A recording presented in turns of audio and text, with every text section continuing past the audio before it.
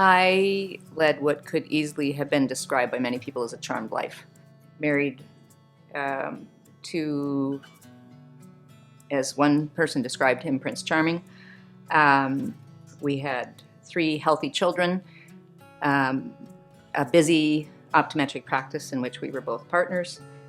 We graduated from the same class, University of Waterloo School of Optometry, and bought this beautiful farm, and life was good, and it was easy to say God is good.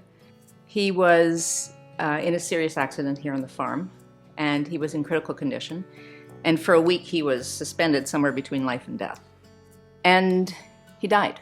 But I knew I had not been abandoned, and that was really, really important to me, that in the midst of that, I knew God was very, very present, and he was my strength and help. I've eliminated deserve from my vocabulary. I don't think in terms of fair or deserve. Does God say, I'm gonna go get Carol today? I think maybe, you know what, it's time we rattle things a little bit in her life. I don't think it's a case of him deciding that he's gonna zap Carol today and maybe tomorrow he's gonna zap you. Stuff happens, and some of it is of my own choosing and making. I could choose to sit in the corner. I could have chosen to stay in bed and pull the covers over my head. But to ask why did it happen to me, that takes me nowhere. What I do with what's happened, that I do have a choice over. The disciples asked, who sinned that this man was born blind? Was it his parents? Was it him? And what did Jesus respond? It wasn't him, wasn't his parents. It was so that the glory of God could be revealed.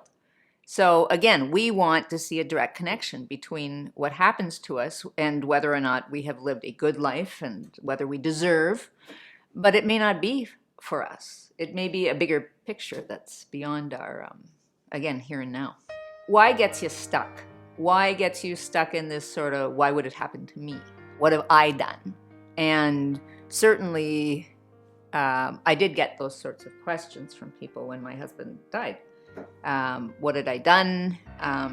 And at that point, I wasn't familiar enough with certain parts of the Bible to be able to respond appropriately. Fourth pass through the Bible, I go, okay, look at Paul's life. What did Jesus say to those disciples that were asking him who sinned? And I also see that some of what happens to us isn't perhaps for our instruction. It may not be for my instruction. It may be for someone else's, perhaps so I can relate to someone else or they can relate to me. If my life is just a bowl of cherries, then what do I understand of suffering, and how much of a benefit can I be to someone else who's suffering? And certainly the experience of my husband's unexpected death has turned me to search the scriptures. It has helped me understand other people's suffering, and they in turn understand me. We're a work in progress. We all want the happy ending. We want the story with the happy ending. But the ending will be happy. It's just that it may be a longer story, and there may be lots of chapters that we don't like reading in the book. But there will be a forever after happy ending. It's just not perhaps in the here and now.